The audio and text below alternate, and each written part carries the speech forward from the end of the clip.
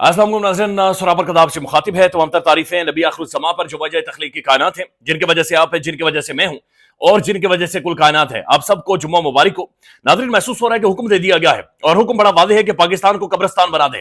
एक कब्रिस्तान सा सन्नाटा हो, एक खामोशी हो, ये मुल्क गूंगा भी हो और ये मुल्क बहरा भी हो, ना कोई सुने ना कोई देखे और ना ही इस मुल्क के अंदर कोई बोले। ऐसे कवानीन बना दिए गए सोशल मीडिया के हवाले से कि अगर आपने कोई पोस्ट लाइक भी की है, शेयर भी किया, तो आपके घर में घुसकर मारा जाएगा, तगड़ा मारा जाएगा। मुख्तलिफ एजेंसीज काम कर रही होंगी, मुख्तलिफ अथॉरिटीज काम कर रही होंगी, ना तो आपको इंसाफ मिलेगा, ना कोई बोलने वाला होगा, ना कोई पूछने वाला होगा, और सालों की सजा, यानी 3 से लेकर 5 साल 10 साल तक की सजा और मिलियंस ऑफ रुपीज का आपको जुर्माना होगा।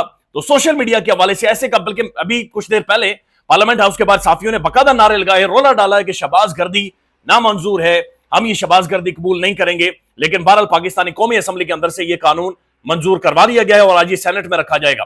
अब शर्मनाक इसलिए है कि ये जो कवानीन आज बना रहे और ये ऑब्वियस है किसी के कहने पर बना रहे, जो भी जिसके कहने पर बना रहे वो तो आवाजें खामोश करवाना चाह रहा है, लेकिन जो ये कवानीन बनाने में सहूलतकारी दे रहे हैं, जिस तरीके से ये नून लीग और ये जो मुख्तलिफ पॉलिटिकल पार्टीज अपना किरदार अदा कर रही हैं, ये बेशर्मी की इंतहा ये है कि कल को जब इन्हें मारा जा रहा था तो ये खुद सारे उठकर असद तूर के घर में गए थे, ये खुद उठकर लोगों के घरों में जाते थे और बकायदा कैंप लगाते थे, बाहर आते थे, नारे लगाते थे, तकरीरें करते थे और बातचीत करते थे।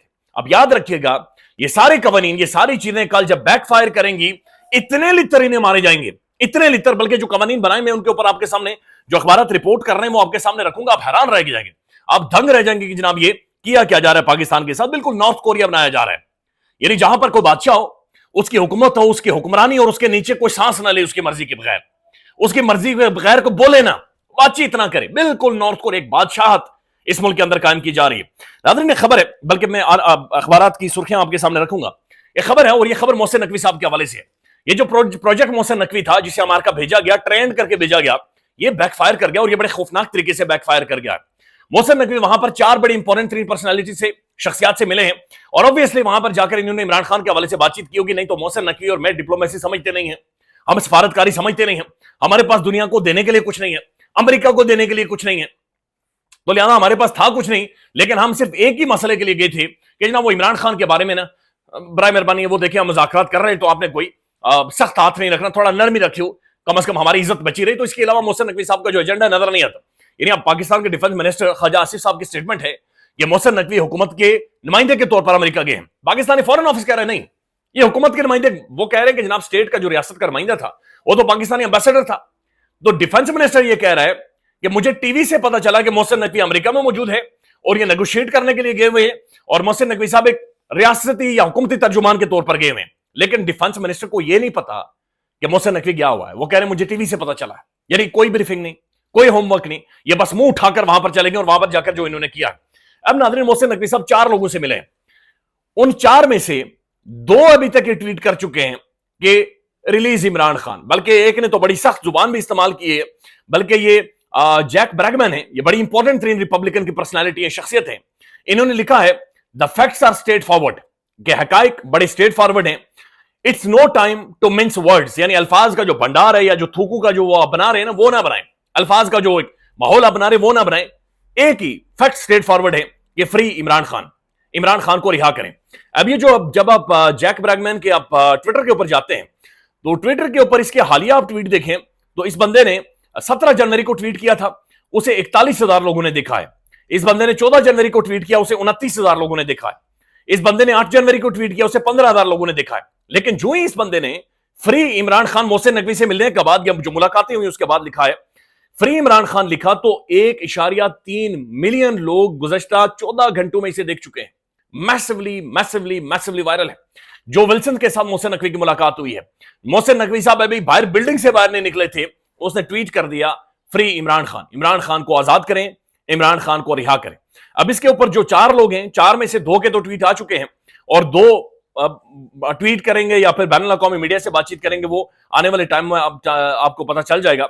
लेकिन ये माइकल कुलगम है, इन्होंने सोशल मीडिया के ऊपर जाकर लिखा है unbelievable while on his trip to DC, यानी जब वो अपने ट्रिप पर गया Washington DC, Pakistan interior minister reportedly attend an event hosted by a group that calls for the overthrow of the Chinese जो कम्युनिस्ट पार्टी है।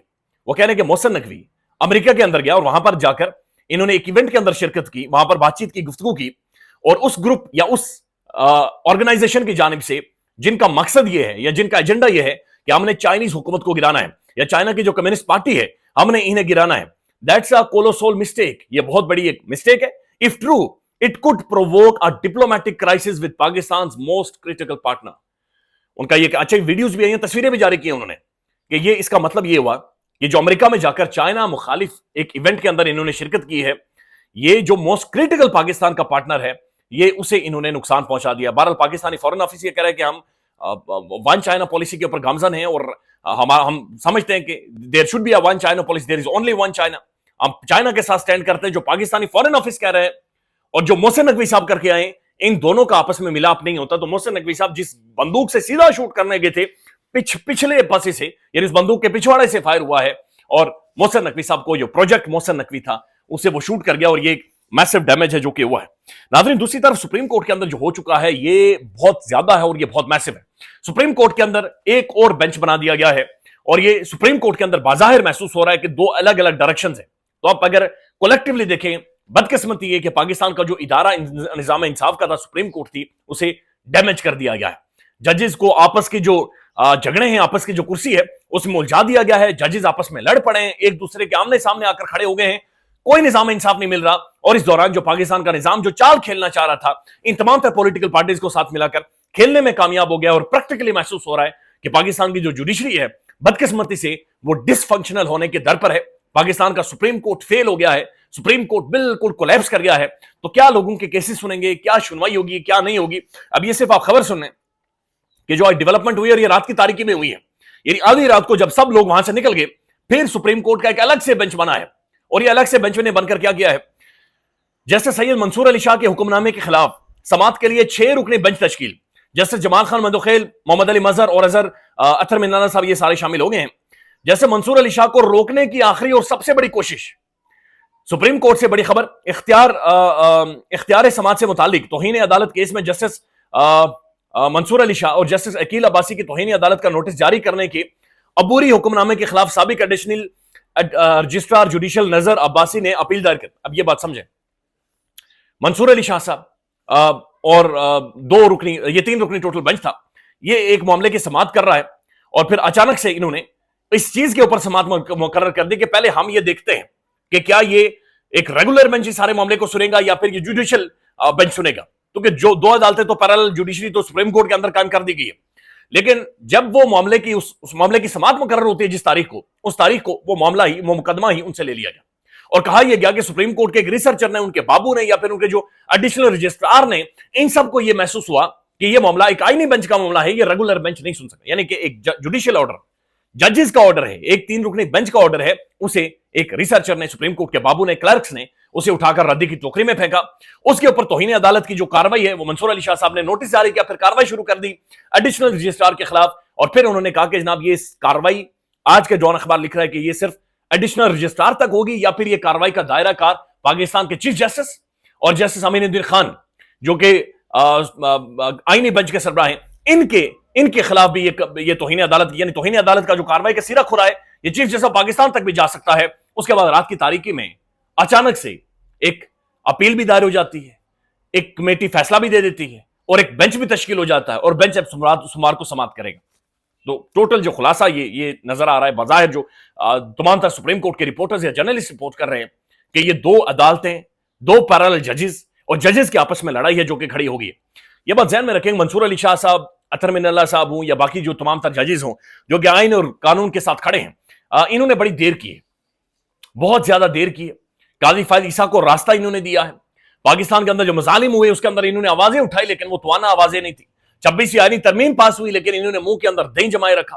منصور علی شاہ صاحب ایک ڈیزرونگ میرٹ کے اوپر پاکستان کے چیف جسٹس بنے تھے, لیکن اس دوران یہ خاموش رہے, اور اب اس کا جو کانسیکوینسز نکل رہے ہیں وہ اس صورت میں جا رہے ہیں کہ پاکستان کا پورا ایک ادارہ ہے جو کہ کولیپس کر گیا ہے. ناظرین, یہ اب میں آپ کے سامنے خبر رکھتا ہوں جو پیکا کے امینڈمنٹس لائی گئی ہیں اور نئے قوانین اور نئی اتھارٹیز پاکستان کے اندر بنائی جا رہی ہیں. میں سے چند اخبارات کی خبر آپ کے سامنے رکھ دیتا ہوں. ڈان نیوز اس کے اوپر لکھتا ہے, قومی assembly passes a controversial amendment bill. National assembly passes controversial PECA amendment bill. یہ بزنس ریکارڈر لکھ رہا ہے. जियो न्यूज ने रिपोर्ट किया है कि national assembly approves amendments to the contentious PECA law. National assembly passes amendments, वो ये तमाम तर जो लोग हैं, अथॉरिटीज हैं, वो ये कह रहे हैं जनाब ये कंट्रोवर्शियल लॉ है जो कि मंजूर किया गया है। अब ये किया क्या गया है कि एक अथॉरिटी बनाई गई है और ये डिजिटल राइट प्रोटेक्शन अथॉरिटी है, यानी एक अथॉरिटी बना दी गई है, उसका सरबराह हुकूमत खुद लगाएगी और खुद ही फैसले करेगा और खुद ही कंटेंट को भी ब्लॉक करेगा, वो खुद ही शख्सियात को भी पकड़ेगा, वो गिरफ्तारी के हुक्मनामे भी जारी करेगा। बल्कि रात को जो टेलीविजन शो हुआ है ARY न्यूज का, मोहम्मद मालिक साहब ने नुसरत जावेद साहब को यह कहा कि जनाब आप तैयार हैं गिरफ्तारी के लिए, तो उन्होंने कहा मैं इस काले कानून को सामने रखते हुए अब अगर मुझे गिरफ्तार किया गया तो मैं ना तो दरखास्त जमानत की फाइल करूंगा और ना ही मैं बाहर आने की को बातचीत करूंगा। उन्होंने कहा जनाब ये हमें जनरल जियाउल हक के दौर से भी ज्यादा भयानक दौर में लेकर चले गए जहां पर बोलने पर पाबंदी है। ये बात ध्यान में रखें कि डिजिटल मीडिया सिर्फ ये नहीं है, बल्कि पाकिस्तान का जो तमाम तर प्राइम टेलीविजन है उनके अपने डिजिटल मीडिया प्लेटफॉर्म्स हैं, उनकी अपनी क्लिप या जो कमेंट्री या जो गुफ्तगू होती है वो पाकिस्तानी सोशल मीडिया या जो डिजिटल मीडिया या जो यूट्यूब चैनल्स हैं उनके वहां से जाती है। तो एक कब्रिस्तान की सी खामोशी महसूस हो रहा है कि कोई लाना चाह रहा है। मजीद अपडेट करेंगे। अल्लाह हाफिज।